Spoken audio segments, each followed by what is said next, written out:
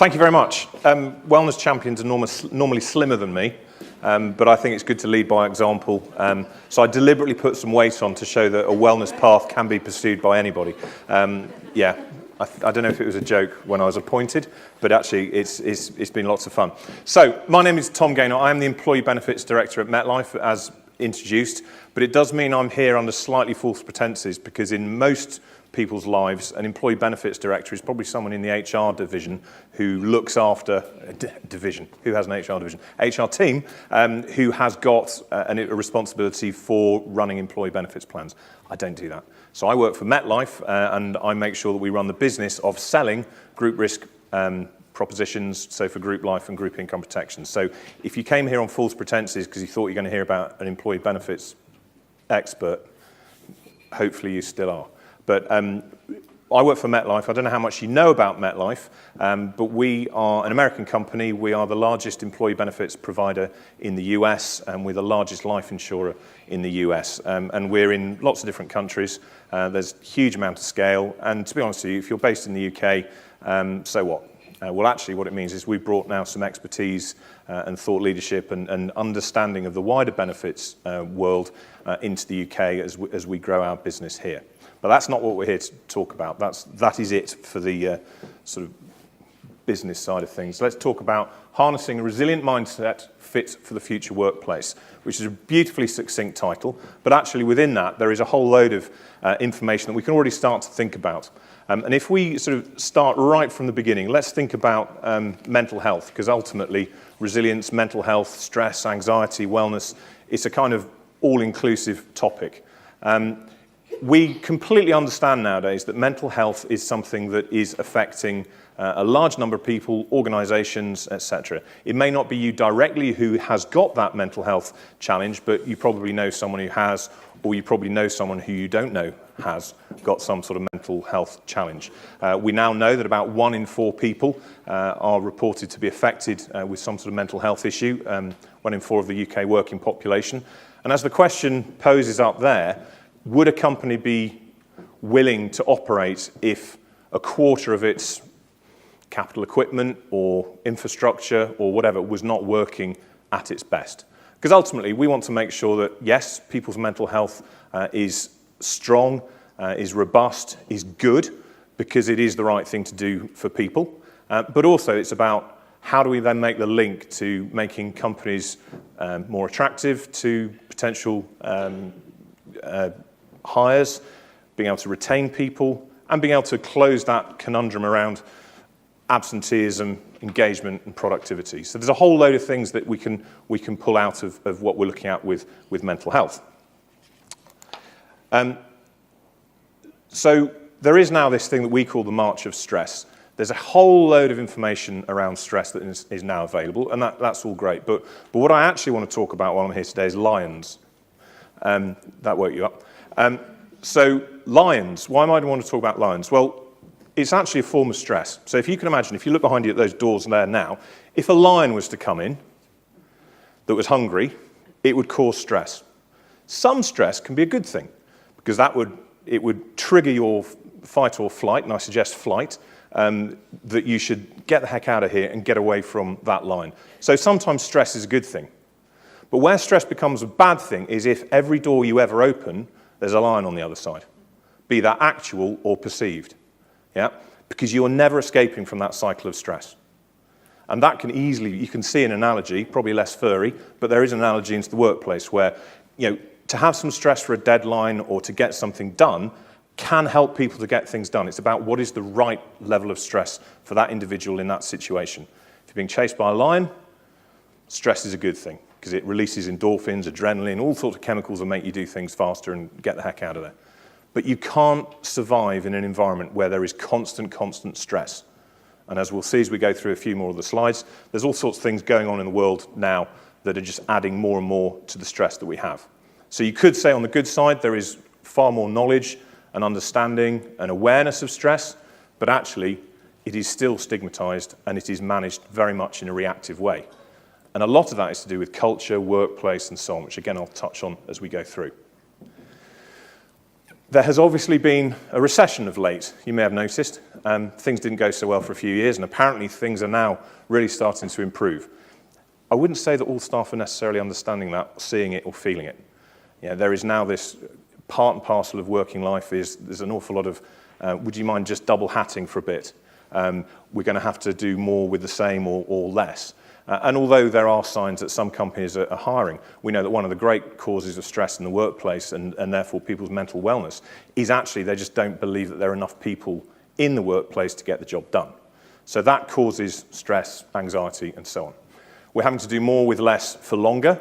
The sort of, let's just get over this bump in the road and then we'll be able to sort of start hiring again or building things up. We also have very great financial uncertainty and insecurity at the moment. We fully understand that people's savings, people's ability to see their pension pot grow or even to have one. So there's a whole load of things that are contributing to this world we're in of stress, but also there's the changing workplace as well. So we know that the people that are entering the workplace now, the millennials or generation, whatever it is now, there's all these different generations in the workplace. We could be up to 5 generations working at any one time because of the length of time we're going to be working.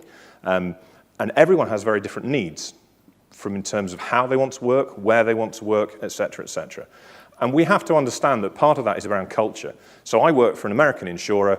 American companies like to have lots of big buildings with their name on, and it's a sort of big archetypal, sort of monolithic, big insurance company. Don't get me wrong, it's lots of fun, there's lots of great things going on.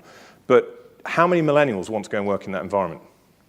Some extensive research that I carried out with, it was an extensive survey of my daughter and 2 of her friends who are 12. But I think it actually was, would you want to go and work in a big building on the 50th floor at a computer, at a desk, with a whole load of other people in exactly the same environment? No. So that was my extensive research. But I think it does indicate, actually, that people are moving on. There is now this thing about, to office. It's now a verb. Yeah? People office in Starbucks or at the library or in the park or whatever it is. We've got to understand that. And us as an organisation, a big insurer, we've got to understand that if we're to stay relevant, we've got to address and change our culture and our workplace so that we do attract the right people in. So we've got to be a lot more agile and nimble. Because if I was to take my daughter and her friends and put her into that environment, they're already stressed. They're already working in an environment that makes them uncomfortable. You're already putting anxiety onto them. They're going to leave, not join in the first place, but they would leave, and you're starting to have problems. So, we're looking now at something which you've all heard of, resilience. We see this really as the missing link. So I've skipped through the first bit. We've explained stress brilliantly. It's the lion. We've understand that there is also then the changing workplace and cultures with extensive research. Now let's talk about resilience. Everybody has got a different ability threshold of how much stress or pressure they can take on. And it's not a constant. You can't say, well, Tom Gaynor, that's his threshold, that's how resilient he is, and he will always be the same. You can't say that someone is more naturally resilient than others, because it depends what situation you put them into. But everyone does have, at any given time, a particular threshold. So you could say that stress is now the new normal, but I think it's more how it's manifest in the workplace, the pressures that are on, the always-on culture, the fact that with globalization, you're collaborating with people in different time zones. I do work with people in EMEA, their weekend's different to ours. They do conference calls on their on their Friday, which is the weekend, so I feel I ought to do one on a Sunday, which is like their Monday, and it all gets a bit mixed up, yeah? But that's just part and parcel of being always on. Now, sometimes that's a good thing, sometimes it's a bad thing, but everyone's different. So resilience is really about the ability to bounce back, to navigate challenges, and to maintain perspective. So you've got to know where you're heading. Yep. And there are lots and lots of things that organizations can do to improve the resilience of individuals. Now, we have to start off those organizations by challenging the stigma around mental health generally, but stress, anxiety. And some of the stigma is actually to make it okay for people to say, look, hang on, I can't do that. There was someone explaining, someone gave an example, I can't remember what it was. Someone talking about mental health. He's a lot better than me because he can remember what he's talking about. What was it? It was, so it was about when you're asked to do something. He's done some work with a company where if someone's asked to do something, they are allowed to say, yes, I'm very happy to do that, but what do you want me to drop? Yeah? It's a very simple thing, but it just really manifests the point that there's only so much you can do. We are a vessel that you can only fill up so full before it brims over into a problem. So yeah, I'm very happy to do that piece of work for you. What do you want me to drop? Or how do you then get a team together? We've done it with an IT team where they actually do this thing now where they talk about all the jobs they're doing. The first time they did it, there's one guy's got 3 jobs that he's working on. There's another guy's got 17. There's another guy who's got 4. And they said, well, we can't do it. How do we spread it all out? So you've got to spread that load. It's the team, it's the culture, it's how that environment works. So the next thing we've got to challenge is this failure to cope thing. You know, how many times have you heard, or hopefully you've never heard it, but you know, someone's off work, they've got with stress-related illness, anxiety, depression, whatever it is, and they say, yeah, they got a bit overwhelmed. Yeah, and it was, they found it all a bit difficult, and there's a sort of head on one side, and like that. They're ill. Yeah, it wasn't that they were overwhelmed, but something broke, like a leg broke, or they were ill. If they had a bandage around it, no one would mind. But if they were overwhelmed, it's because their resilience level was not appropriate to the conditions that they were put in, and for whatever reason it didn't work. Now, I'm making it sound really easy that now that we've had 10 minutes in here together, we can all go out and resilience and workplace stress and so on is all sorted. It's not about that. But there's like-minded people in this room that can start to do it 1% at a time. So we've got to make sure that we try and change those perceptions that someone who can't just take on more and more work is a failure. They're not. They're being realistic, because you'll probably get much better quality out of them. We also need to look, though, at the mindsets of the individual, the team, and the company. Have a purpose. What is it you're working for? Are you in a supportive team? Does your company value you? That could be manifested through benefits or through pay or through conditions, interested projects, variety, all sorts of things. But we know also that if you look at culture of companies, there's some big, big differences. This is a couple of stats from a big piece of research we've just done where we've specifically looked at financial institutions, so investment banks, hedge funds, trading companies, all sorts of, those sort of things, and compared it against the rest of UK PLC. So you might not be able to see it, but one of the questions here, do you feel able to discuss the impact of home life stress or issues on your work performance with your managers? For financial institutions, 74.7% say no. In the rest of the UK PLC overall, it's 37%. And we're seeing other ones as well. If you were to discuss mental health at work, would it be detrimental to your career? 79% investment banks, about 28% in the whole of UK PLC as a whole. Now, I am singling out financial institutions, but I'm not doing it deliberately to have a go at them. But these are actually the organisations that probably have the biggest budgets that they spend on mental care, health initiatives, all sorts of things. But it's not working. It's not because they're not putting the money into it, it's because the culture is not right. So how do we, as insurance providers, how do we work with advisors, with employers, with HR professionals to help? Because insurers should now be more than just a company that does or doesn't pay a claim. We have a very important part to play in helping to dictate or to collaborate on helping to make cultural change, helping to get into the workplace with the experience and knowledge that we have that can drive some more forward-thinking actions. And MetLife aren't the only ones doing it. I'm looking around there, Joy from Unum, loads of great things, Swift and all sorts of things. That's great because it makes our industry better at doing what we should be doing, which is actually helping organisations to be more productive, to be business partners with you rather than just will they or won't they pay the claim. Anyway, so are companies the cause or the cure? These are just some of the reasons why they can be the cause. Line management is a massive one that comes across all the time. In our employee benefit trend study that we did about 18 months ago, we published it, and the new one will be out in January, which we do in up to 12 different territories each year. We do it every 2 years in the UK. Line management is one of the single biggest reasons why people either are engaged and productive, are valuing working for their employer or not. But all too often, why is someone a line manager? Because they were very good at that function. So they were promoted to be a line manager. Or they haven't been given the information about the benefits package or how to do things properly. And we know that for every 1 point that people value their line manager, their engagement for the company goes up by 8. So let's train people. One of the things we'll be doing, we're rolling it out with our own staff at the moment, is mental health training for all staff, line managers in particular, mental health, first aid, all those things. We're not the first to do it, I get it. But we're going to be doing that with our clients as well. Because that is, you can have all the apps in the world and all the technology and helplines and all the rest of it, but eventually you've got to get up and actually do something. So let's get into organizations where we identify a trend or a risk or potentially a problem. And quite often it's companies that say, no. All our claims are for musculoskeletal and cancer. We don't have a mental health problem. Yeah, you do, just you don't know about it. So how do we get people more aware so we can look at it? So this is all about starting to understand what is going on in your organization so that you can build that resilience, so that you can understand that your staff need to be motivated, valued, looked after, allowed to have flexibility in their working hours and their workplace as a whole. And probably flexible working is one of those least used sort of tools that you've got in the kit to actually help people. So what if someone comes in at 9:45? They'll make up the time somewhere else because they'll feel valued and they'll feel part of it, and it means that they can do things. I have people in my team say, I'm going to have to take a half day off because it's little Johnny's nativity play. He's only going to be in 2 nativity plays. Just go.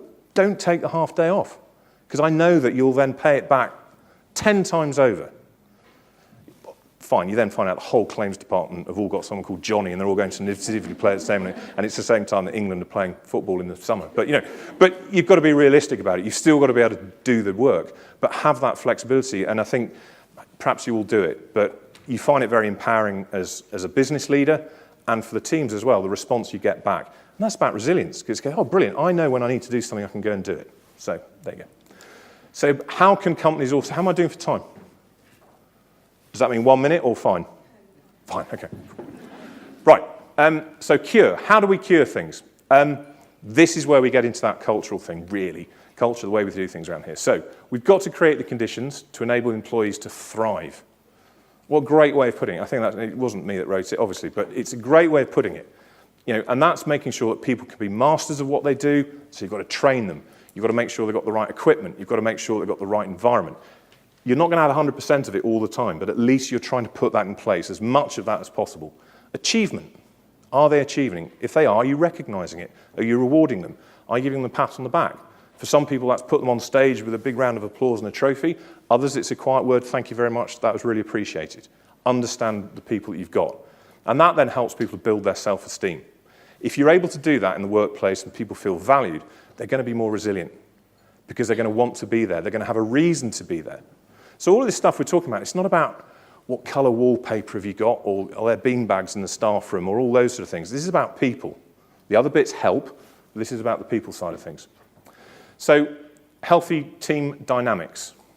So this is about the mix of people you've got on the team, how good the line management is, how fair the management environment is. Now, I'm kind of describing utopia here, but it's about striving to get there. If one of my children fails, that's fine. That's okay. You spend most of your life failing at things. That's how you get better at things. So it's about allowing people to make mistakes, then build them up and keep them going. That's one of the areas around the sort of the autonomy and the dynamics and so on. And the final one here is give employees a why. Why do you want me to do that? Why am I building this? But also, if you've got an IT team that have been flogging their guts out to build something to enable the business, explain to the rest of the business why they're doing it, so that then they value what each other's doing. So it boils down, as many things do, to that sort of communication. So there's lots of scientific stuff you can say around resilience, and it's about X plus Y equals outcome, or whatever it is. But I firmly believe that a huge amount of what is about resilience is about how people interact, treat each other, and the culture that you build. And it's not an easy thing to do, because it is an art, it's not a science. Well, not that science is easy, but you know what I mean, because everyone is so different. But if you are even moving towards some of these things, you're already creating a better culture. So what does that mean for an insured solution, which is ultimately where an organisation like ours, and there are other providers available, but not as good as us. So there are other providers available. Right. On this slide, what we've got here are the 3 different elements of what's needed that have to work together, really. So individual resilience is one thing, yeah. But teams also need to know what good team resilience looks like. So supporting each other, having time to be able to discuss rather than purely do, being able to understand what the objective is, why they're doing it for the customer, et cetera, et cetera. But then also the company itself needs to get the feedback. That could be through stats from EAP usage or claims or opinion surveys and so on. And essentially what you then get is the company, which is all around it. It's the sum of its parts. How often do you hear about people are our most important asset? So why do you treat them so badly? Yeah? Because what you think is a good initiative, does that actually feel like a good initiative for the people on the shop floor who are going, what on earth's going on? I've been pushing widgets from A to B for the last 10 years. Why? Yeah? You've got to make that more come to life. So the company is the sum of its parts. And lots of companies also talk about, customers that are the heart of everything we do, put the customer first, all those things. I get that. Put your employees first. You're much more likely then to have employees that put the customer first, if the company puts the employee first, because they understand that they're doing something that's of value. Okay. So I'm jumping around a bit here, but that's we haven't got a huge amount of time. If we then look at resilience, there are ways of measuring it. The measures include some things you see here: absence rates, the duration, the frequency, the patterns, absence management systems, working collaboration, partnership with your insurers, so you understand, the typical absence periods for a certain condition or whatever, the information that you might be able to get through from your occupational health or rehab consultants that work in people more long term, to understand what those patterns mean. Because someone being off work for 3 or 4 days with backache, okay, they're off 3 or 4 work. How many times have they been off for 3 or 4 days with backache? There are other things that happen that can suggest that there might be a mental health issue.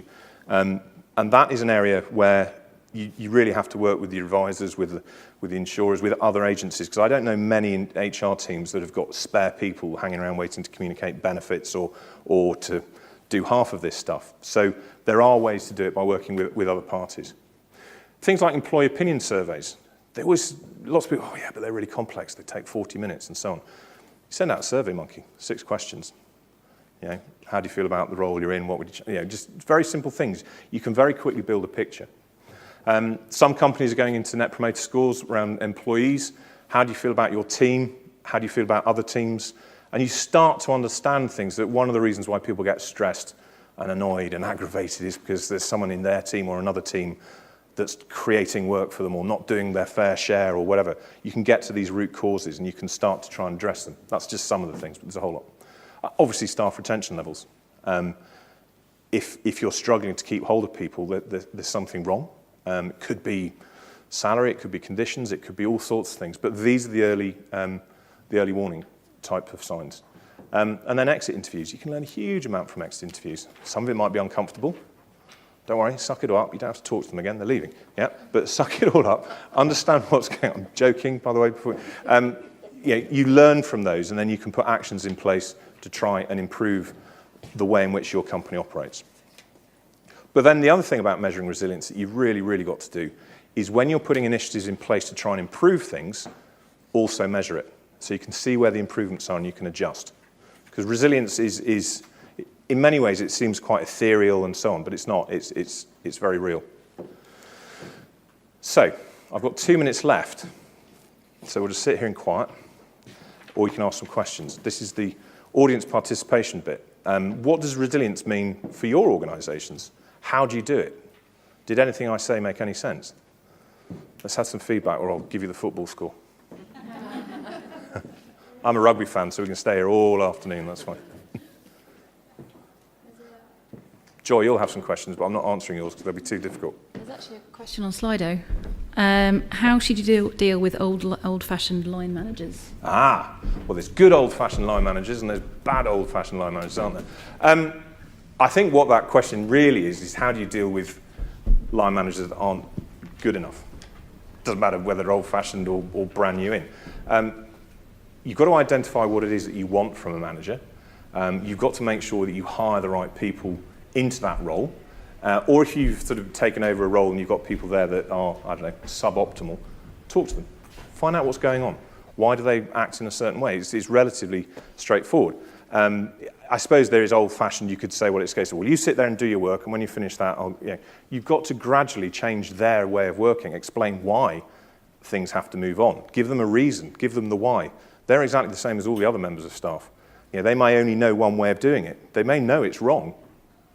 Yeah, so that's the same with any manager. I think I probably haven't really answered the question very well, but I think it's just about you've got to be able to sit down and be honest with people and say, look, that's not how it works now, or what we want you to do is try and do more of it in a different way. Most people will respond to that, I think. Anything else? We've got about 30 seconds left. No. Yes. What's this for? Are there any tools which we can utilise to help didn't see any of maintain that. resilience? To maintain resilience. Good question, well presented. I'll get back to you with an answer. I don't know. We can Tools. email you. There are lots of things that you can look at, whether it's a wellness hub portal with lots of tools, tips and pointers that help to refresh people, whether it's having regular lunch and learns with team managers. It's about making sure the cascade of information to staff so they know what's going on, so they understand what the objectives are for the year or the quarter or the week or even the day. What are you going to do today? Telesales team, how many calls are you going to do? Admin team, how many customer outcomes are you going to have? Whatever it is. There's no one single tool. It's really about the free passage of information and informing people. One of the things I hate is, we haven't told people that. Well, why not? They're all adults. Very few of them are going to ring up the Daily Mail and say, yeah, we're going to be doing more sales next year. Give people the information, trust them with it. Okay, thank you very much. Is that all right? Yeah, brilliant.